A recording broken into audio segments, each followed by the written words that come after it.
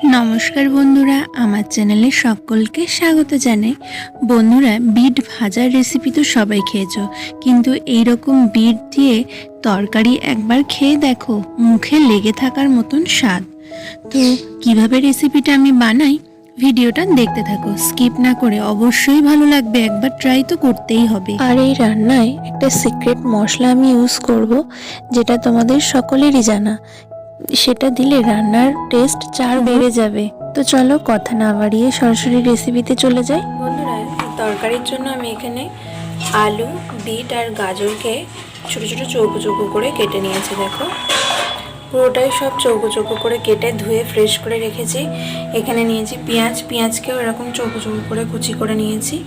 আর এখানে নিয়েছি একটুখানি 2 কোয়া রসুন আর একটু আদা গ্রেট করে নিয়েছি।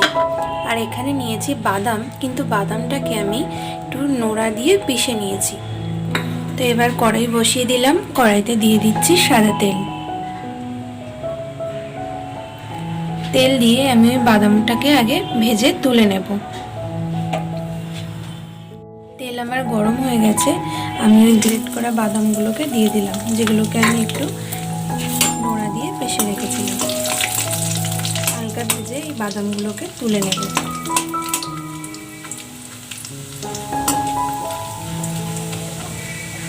এই বন্ধুরা, এই রেসিপিটা সম্পূর্ণ অন্যরকম খেতে হবে। আর শীতের দিনে তো এই রকম সবজি দিয়ে এই রেসিপিটা খেতে দারুণ লাগবে। তোমরা অবশ্যই ট্রাই করবে, তারপরে জানাবে কেমন লাগছে খেতে। তো বাদামগুলো আমার হালকা ভাজা হয়ে গেছে, এবারেই তুলে নেব, নইলে পুড়ে যেতে পারে, তখন টেস্টটা পুরো নষ্ট হয়ে যাবে। এই যে দেখো, লাল লাল করে ভেজে নিয়েছি। আমি এখন ফোড়নে দেব একটা শুকনো লঙ্কা, একটু 5 ফোড়ন, আর দেব একটা তেজপাতা। এবারে আমি পেঁয়াজ কুচিগুলোকে দিয়ে দেবো ওর মধ্যে, দিয়ে হালকা ভেজে নেব। পেঁয়াজগুলো আমার ভাজতে থাক, ওর মধ্যে 2 কাঁচা লঙ্কা দিয়ে দেব, যেটাতে হালকা ঝাল হবে, খেতে ভালো লাগবে। আর এই সময় আমি যে গ্রেট করে রাখা আদা রসুনটা রেখেছিলাম, সেটাও তেলের মধ্যে দিয়ে দেব, দিয়ে হালকা নেড়ে চেড়ে নেব।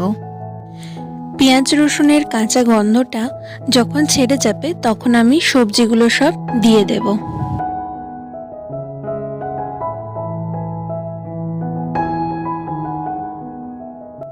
গ্যাসের ফ্লেমটা হাই রেখে সমস্ত সবজিগুলোকে আমি নেড়েচেড়ে ভেজে নেব। হালকা ভাজা ভাজা হওয়া পর্যন্ত অপেক্ষা করব। এই সময় আমি একটু হলুদ দিয়ে দেব পরিমাণ মতো, কিন্তু লবণটা এখন দেব না, যেহেতু এমনিতেই বিট দিয়ে হালকা জল ছাড়ছে, তার জন্য পরে দেব। বিট, গাজর, আলু সমস্ত সবজি আমার ভাজা ভাজা হয়ে গেছে। এই সময় আমি দিয়ে দেব একটু টমেটো কুচি দিয়ে খুব ভেজে নেব।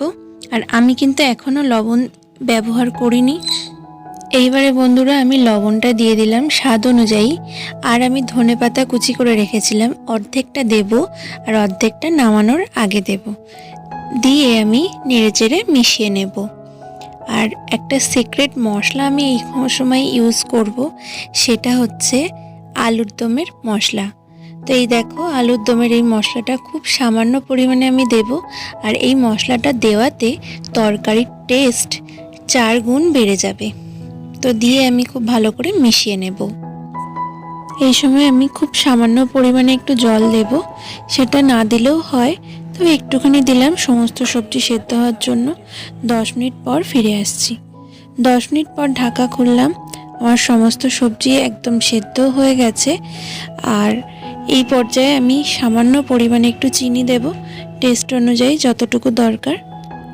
আর সেই ভেজে রাখা বাদাম আর বাকি ধনেপাতা কুচিগুলো সবটাই দিয়ে দেবো, দিয়ে ভালো করে নেড়ে চেড়ে আমি নামিয়ে নেব। নামিয়ে নিলেই হয়ে যাবে আমার রেসিপিটা আজকে। তো বন্ধুরা, এই রকম ধোঁয়া ওঠা গরম গরম তরকারি রুটি, পরোটা, ভাত সব কিছু দিয়েই দুর্দান্ত জমে যাবে। আর বলো, শীতের এইরকম বিটের তরকারি কার না ভালো লাগে?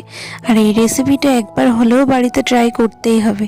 আমি কথা দিচ্ছি তোমাদের ভালো লাগতে বাধ্য। আর আমি বাড়িতে বানানোর পর আমার শ্বশুর মশাই বলেছেন, বৌমা মাঝে মাঝে এরকম রেসিপি কিন্তু চাই আমাদের। তো সবাই তোমরা ট্রাই করো। আর আমার ভিডিওটা কেমন লাগলো অবশ্যই কমেন্টের মাধ্যমে জানিও। দেখা হচ্ছে পরবর্তী ভিডিওয় নতুন কোনো রেসিপির সাথে। সবাই খুব ভালো থেকো, সুস্থ থেকো। নমস্কার বন্ধুরা।